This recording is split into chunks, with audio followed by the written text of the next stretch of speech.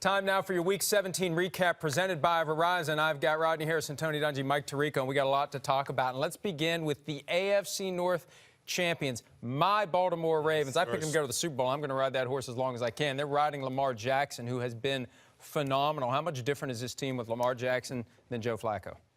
It's a big difference, and being a defensive player is so difficult to try to match up or to try to game plan against a scrambling quarterback, especially a young one that's not afraid to get out there and run and you hit, and he's doing a pretty good job passing the ball too. Yeah, Coach. I saw them when it hit me 2 weeks ago, 3rd down and 12. They ran a zone read and ran for a first down on 3rd and 12. When you're a defensive player or coach, you don't expect that. I did that game against the Chargers, which we'll see a rematch in the playoffs, this one in Baltimore, and there's just such a different feel. And let's think back.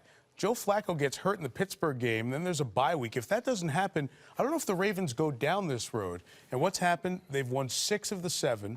They're running the ball at a record rate over these 7 games, and they're just going down this Lamar Jackson path, Tony. Controlling the clock, and that's helping their defense, which is outstanding anyway. But now when you get those long drives and you run the clock down and the other offense feels pressure, we don't know when we're going to get the ball back, it just plays into it. You think it'll be an advantage for the Chargers having seen it and defended it once? Yes, I do. Most teams come, they've got 3 days to prepare, and they don't know anything about this college read offense. Well, they've had one shot at it.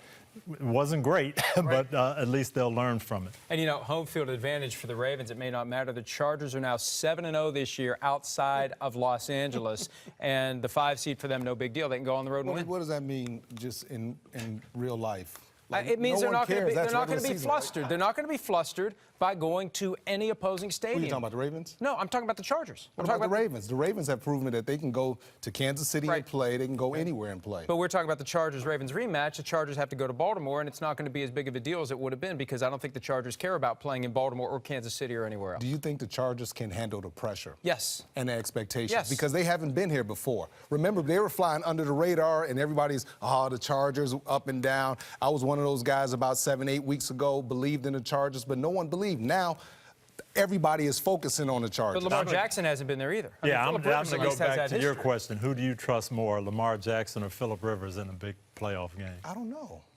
at this point. I really don't know because the way the Baltimore Ravens playing Lamar Jackson, he doesn't turn the ball over a lot. Phillip Rivers, we were watching the game. We saw some interceptions today. Well, right away. Here is the thing. Since they were the flavor of the month or the flavor of the week after they beat the Chiefs, they did not play well offensively against Baltimore, good defense. They did not play well against Denver here on Sunday, number 17. So those are concern spots with the Chargers. They don't look like the team we saw those last 2 drives in Kansas City. We can debate whether or not we trust Lamar Jackson or Phillip Rivers. One guy I think we can say we don't trust, Kirk Cousins, after his performance today with the Vikings all season long, a team that did not make it to the playoffs. I'm not going to put that all on Kirk Cousins today. There was so much pressure. There were guys being covered. That defensive line was all over them. They couldn't run the ball. Things they did last year, they weren't able to do. But also think about this. I mean, that offense has been so up and down. They fired the offense coordinator, and they really don't have an identity. He doesn't know from game to game, are we going to run the ball? Are we going to pass the ball? He doesn't have trust and faith in his offensive line. Adam Thielen, he hasn't been 100%, so it's a lot of things going on there. It was fascinating. We thought when Dalvin Cook came back, they were going to have every answer. The 2 receivers, Dalvin Cook, Kyle Rudolph, and the offense did not perform at that high level to match the defense here down the stretch. It's probably, on the NFC side, the most disappointing team to miss the playoffs. And not just Cousins, but the team he left, Washington, too. Their 2 offensive performances are the reason that Philadelphia is still going, and Minnesota is trying to figure out where it went wrong this year. Is it enough to say that the Vikings need to simply fix their offensive line? Not that you can fix it in one off season. That's the thing. It is major work that they've been trying to do. They just haven't been able to do it. It's everything. It's offensive line. It's philosophy. The one thing we can say, Kirk Cousins cannot win games by himself. And they signed him with that belief that he was going to be the guy to do that. They need to be better all the way around. And what happened to that defense? This is supposed to be a top 5 defense. I mean, this is one of the best defenses in the league. Unstoppable on 3rd down. They get you off the field, and they weren't doing it this year.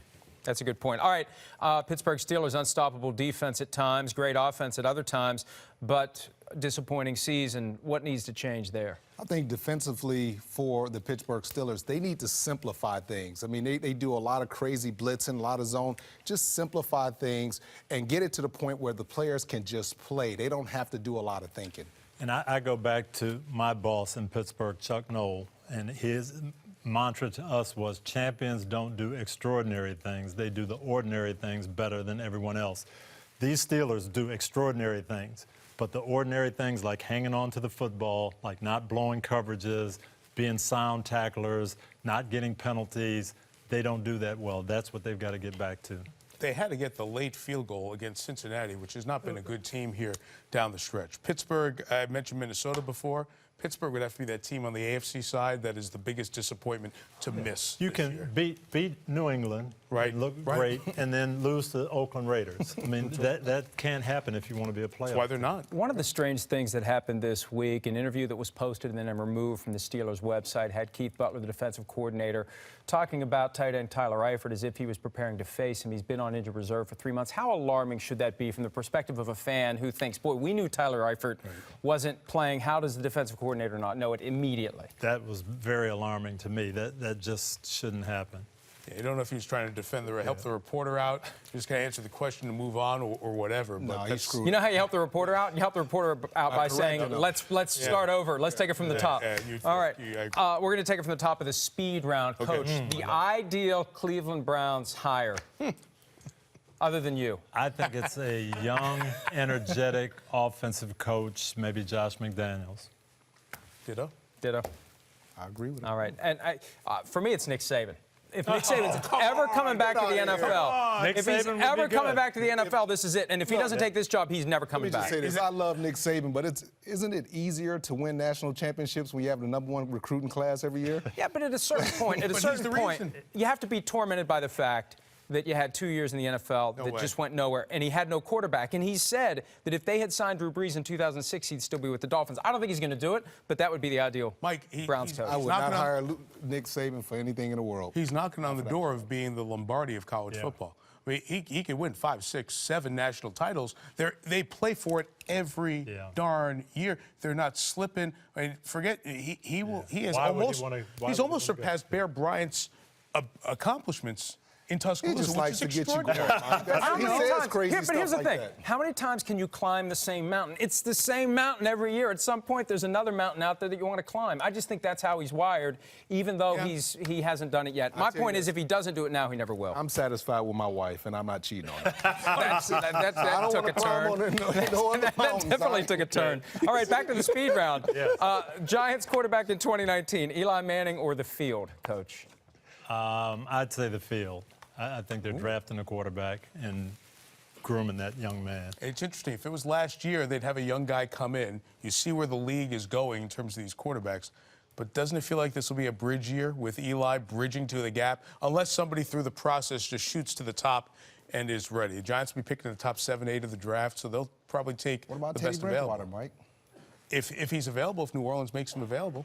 Well, and here's the thing. Eli Manning, $17 million in total compensation. That's peanuts in comparison to the top of the market. Now, $33.5 million for Aaron Rodgers. You give it one more year with Eli Manning, and if he's going to welcome a protege and teach him, maybe this is the best way I like to that do plan. it. I like that plan. Draft a young guy and let Eli work with him for Didn't the top 5 or 6 salary quarterbacks, based on your annual average salary, miss the playoffs this year? Guys like Rodgers and Stafford and Matt Ryan. Very fascinating. Yeah. You know. Okay. More dangerous team in the NFC playoff field: Philadelphia Eagles or Chicago Bears, Coach? Those champions I like. I think Philadelphia is dangerous, but I will say this: I love the Bears' defense. I think the Bears are a team that could go on the road and win. Yeah, I like Foles and what he brings and their excitement, their front four, but also the Bears, man. I mean. You don't want to pick our game. I'm trying. I know. Whoever wrote this, get rid of him. Who's dangerous? Bears. Yeah, I think the Bears too. Although this Eagles story is fascinating. If Nick Foles is healthy, I don't want to play them. Either conference, all stadiums, toughest place to play this postseason. Postseason, New England. New England. New England because of the legacy. Just the legacy, and they don't lose up there. Yeah. I'll take Kansas City. Are you saying New England because they bug the locker room, or? I'm just saying. All I'm saying is very difficult to win up there for a number of reasons. Quote the proper people here, and all 3 of you are wrong. New Orleans. You got a good point. Going to that dome, that place is nuts. It is so off the hook when they play, especially when they play a playoff game and they get a late game in the in the divisional round, late Sunday afternoon. That place will be nuts. I'm glad you went there. It will, but let me ask you this question. When's the last big playoff game New England's lost at home? I'm not disagreeing with you. It would have been the Ravens AFC Championship game. But you know what? We are. I mean, New Orleans is a very difficult Here's the place. thing, though. Here's the thing, and I know we got to go, but you were making the point today while we were watching the New Orleans game. It's almost like that game didn't even happen because all the action was elsewhere. Right. But to have the Saints get manhandled the way they did by the Panthers, it really was kind of odd to see it, and you wonder if any of that carries over.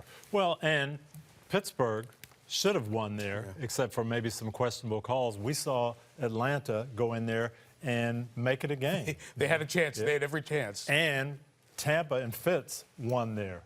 So that feels like 20 years ago. It was 20 that was years Fitz ago, with the beard and the chain and the glasses and the whole deal. That's and right. It's going to be the and Eagles. Cleveland almost won there, too. It'll be the Eagles or the Seahawks or the Cowboys going in there in the divisional round. They're beatable. They're definitely beatable.